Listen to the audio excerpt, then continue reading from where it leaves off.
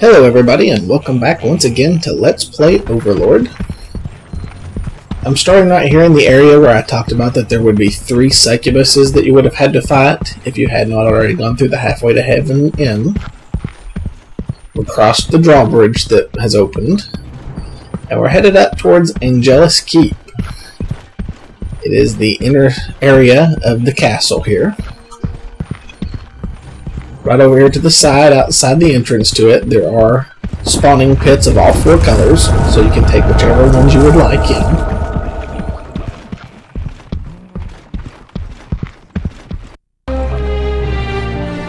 And here in this first room we have a blue summoning pit, a green summoning pit, a tower portal, and a mana pit.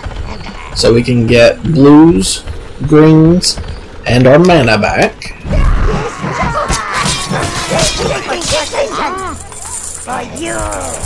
And we've got more of these red-robed figures.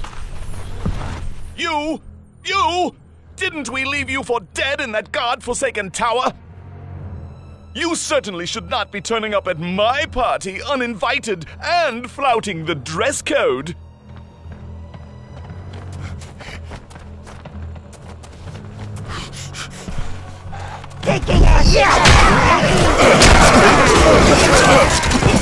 And he just let slip a piece of the story we had not heard anything about before.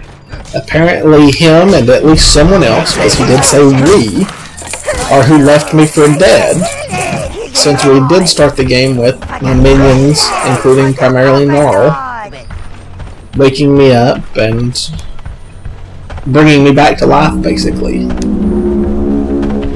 Taking position! Taking position! And in this room, there are a lot of these red-robed people. They are people that you're allowed to fight without corruption from the very beginning, and they will fight back, but they will not do much about actually chasing you out. So it is actually a really good place for you to be able to send your minions in, fight just a few, and then pull back out, and it lets you separate them even easier than you can separate some of the other things that you have to fight throughout the game. It is a good idea to go ahead and try to clear out as many of them as you can.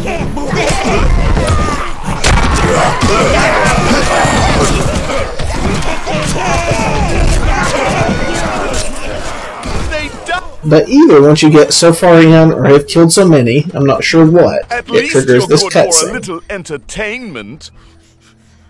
I do hope you can stay the distance, peon.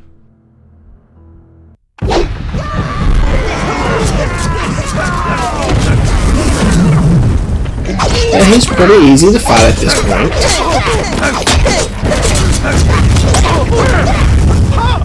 I can't believe I spent so long defending the right and the just.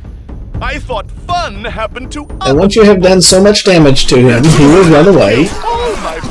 And your minions will go ahead and start fighting the red-robed figures, but from where you're surrounded, I have always found it best to go ahead and pull off to one side, and that way you can fight them in smaller numbers again. If you stay right there in the midst of them, you can end up being attacked by a lot of them all at once. What is life without a little pain? I don't know that you really need to worry about killing these here, but I don't like leaving enemies at my back, so I would rather go ahead and fight them and kill them now, and not have to worry about it at some point later when I'm fighting the things in the next room or whatever like that, that these are going to come and add into it, and I'm going to have even more on me at once. Some more will spawn during the fight.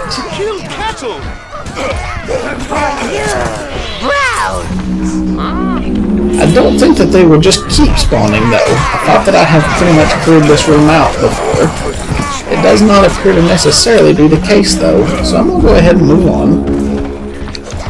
I did lose 1 brown. I can't tell you how good it feels to throw off the shackles of morality and antiquated dogma. For you! Treasure! And here we have a red spawning pit, and a brown spawning pit, and a mana pit.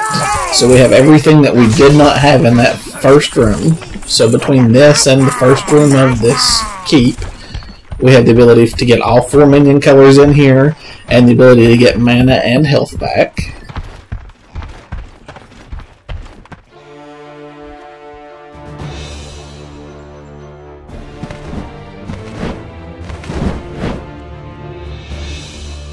Now we have to take on 2 succubi at once. These are not as strong as the ones that were in the Halfway to Heaven Inn. These are more like the one that you had to fight out on the plains just before we got the new minions, basically. The main thing that you really want to do is make sure to concentrate on one, completely kill her off, then turn your attention to the other.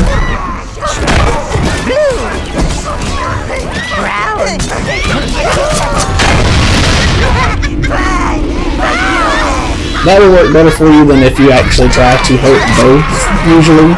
If you try to hurt both, a lot of times you'll end up with both of them at half-life, but both of them are still attacking you back, instead of one is completely dead and the other's at full. You have a little skill, peasant, but do not overestimate it. I have more. We did lose 1 brown during that fight, but 1 brown to both of them is very acceptable in my opinion.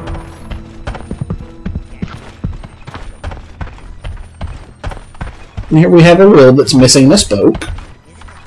I'm in here, and tell that greedy dwarf king that he can't have his wedding presents back. If I'm not going to have a wedding, I at least want presents. That's Velvet.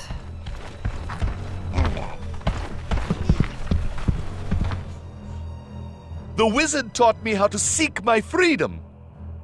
I won't let you take it, you uncouth lout! Never! So now we have to fight him again. He does have more of his minions around him. Once you attack any of them, they'll all start to attack back. I have found it's usually best to go ahead and wipe out a lot of his helpers. Once you've done so much damage to him, he will teleport somewhere else in the room. You'll have to find where he is gone and go and attack him there. And then he'll teleport himself back down to the middle.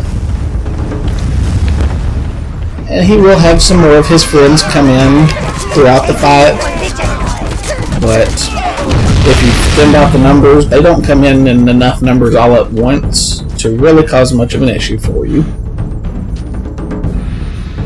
And just like all of the other hero battles, once you have them down to this last hit, your minions back off and you're the one that delivers the finishing blow.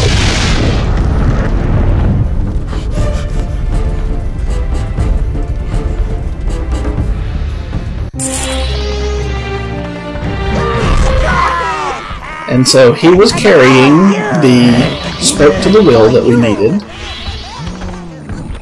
I'm probably not going to open that door in this video.